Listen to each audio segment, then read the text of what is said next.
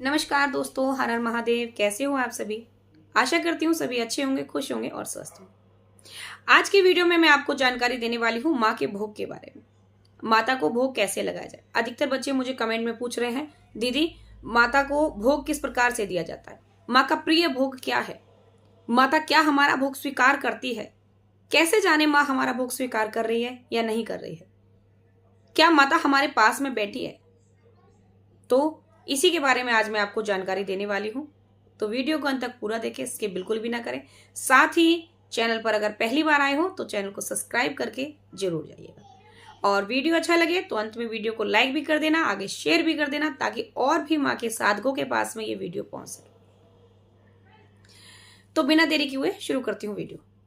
देखिए, जब भी हम माँ को भोग देते हैं तो मैंने कई बार बताया है, माँ हमसे कुछ नहीं मांगती।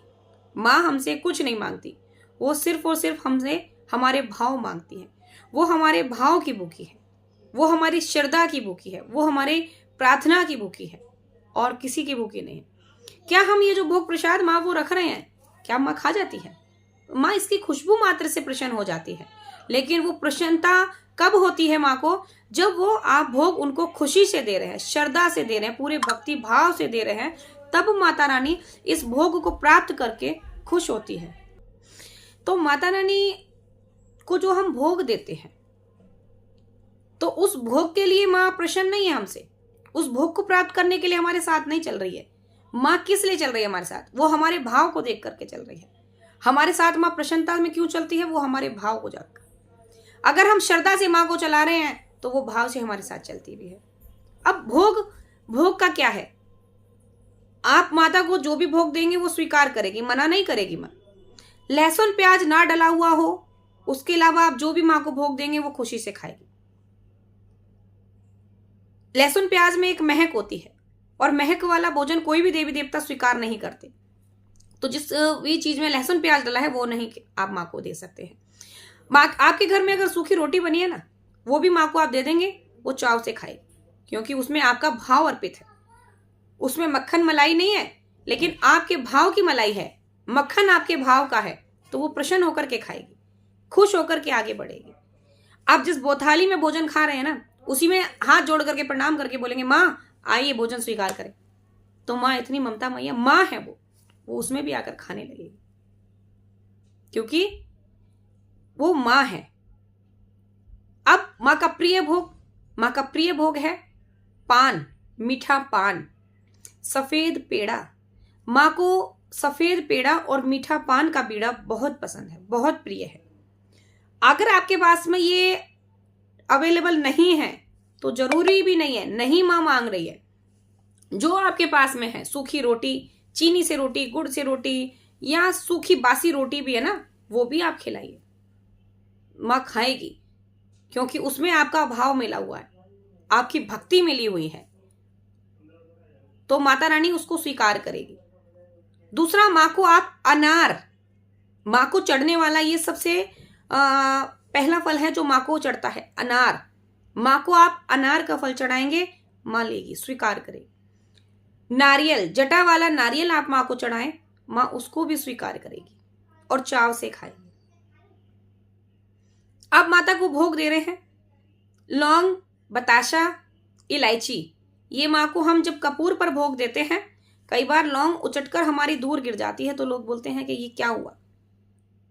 यानी आपका भोग स्वीकार हो गया, जो आपने भोग दिया है वो भोग स्वीकार किया है माँ ने। जिस समय आप अग्यारी पर भोग देते हैं ना, मैं सबसे बड़ी एक चीज आपको बता रही हूं, बहुत ही महत्वपूर्ण जानकारी है, कि जब आप माता को या किसी भी देवी देवता को अग्यारी पर भोग देते हैं, लौंग, बताशे का या कोई भी सामग्री का, तो उस अग्यारी से एक महक निकलने लगती है, एक अलग ही महक निकलती है, सुगंधित एक महक निकलती है। बताशे की, लौंग के जलने की, इन चीज की महक आती है।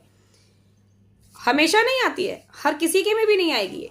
अधिकतर लोगों के में ये महक नहीं आती है, और कई बार सबके में भी नहीं आती।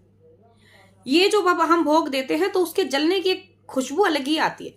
अगर वो महक आने लगी है तो समझ लें आपका भोग स्वीकार किया है माता रानी ने।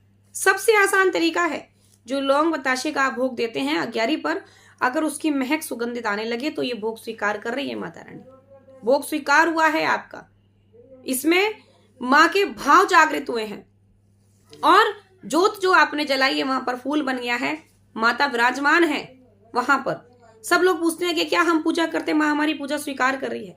जहां आपने जोत जलाई है वो जोत पर माँ ने फूल बनाया है, उस फूल पर माँ विराजमान हुई है और वहां बैठकर के माँ ने आपकी पूजा स्वीकार की है। तो इसका मतलब माँ वहां है और जो आपने दिया है वो माँ ने स्वीकार किया है श्रद्धा से।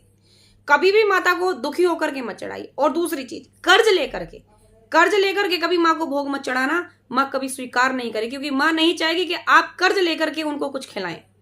कभी भी किसी से कर्ज लेकर के माता को भोग मत चढ़ाना। आपके पास नहीं है, बस प्रणाम कर लेना, बोला माँ इस लायक बनाओ कि हम आपको श्रद्धा से भेंट चढ़ा सकें। आज मेरे पास नहीं है, ये खाली झोली है, इस झोली को भर दो। कर्ज लेकर के कभी माँ को भोग मत चढ़ाना, माँ उस भोग को कभी स्वीकार नहीं करेगी। कभी आपका मन दुखी है कि माँ ने हमारा ये काम नहीं करा है और उसके बाद अगर आप भोग चढ़ाने गए हैं, माँ कभी भोग स्वीकार नहीं करेगी। जब आपकी अंतरात्मा दुखी है, रो रहे हो आप अंदर से, तो रोते हुए कभी माँ को भोग मत चढ़ाना, माँ उस भोग को कभी नहीं स्वीकार करती है। अंतरात्मा आपकी रो रही है, आप भोग लगा रहे हैं, क्या स्वीकार करेगी? नहीं करेगी। जिस समय आपका मन बहुत प्रसन्न है, खुश हो, श्रद्धा से बस एक पानी भी रखाओगे ना, वहां पर माँ उसको खुशी से पी लेगी और पेट भरेगी और दिल से आशीर्वाद देगी। रोते हुए भोग स्वीकार नहीं करेगी। आप माता की सेवा तो कर रहे हैं, लेकिन मन में एक विचार चल रहा है, मैं इतने दिन हो गए सेवा करते करते, मेरी पूजा कभी स्वीकार हो ही नहीं रही है, मेरी भक्ति स्वीकार नहीं हो रही है, मेरी कोई मनोकामना पूरी नहीं हुई है, लेकिन फिर भी भोग चढ़ा रहे हो। नहीं, अगर मन में ये आ गया कि माँ ने मेरे को दिया क्या है, क्या किया है माँ ने मेरे लिए, तो कभी भी आपकी पूजा स्वीकार नहीं होगी। वो पूजा स्वीकार नहीं हो रही, फिर वो आपका समय बर्बाद करना है, व्यर्थ ही आप अपना समय बर्बाद कर रहे हैं। पूजा पाठ वो आपकी स्वीकार नहीं हो रही है, उस मार्ग पर आप फिर पूजा ना करें। अगर आपका मन संतुष्ट है, खुश है, जिस समय आप खुश होकर के पूजा करेंगे ना, तो उस समय आप देखेंगे थोड़ा सा कपूर दिखाते ही इतनी ऊंची लो जाएगी भोग की। और जिस समय अगर आपका मन संतुष्ट नहीं है, उस समय आप तीलियां घिसते रहेंगे, लेकिन वो आपकी जोत जलकर नहीं देगी, जलेगी नहीं। क्यों? क्योंकि कहीं ना कहीं मन के अंदर कोई शंका है, कहीं ना कहीं मन के अंदर कोई विचार ऐसे बन रहे हैं जो माँ को प्रसन्न नहीं कर पा रहे। क्योंकि माँ के सामने जब बच्चा दुखी बैठा है और माँ उस भोग को कैसे खाएगी? नहीं खा सकती ना।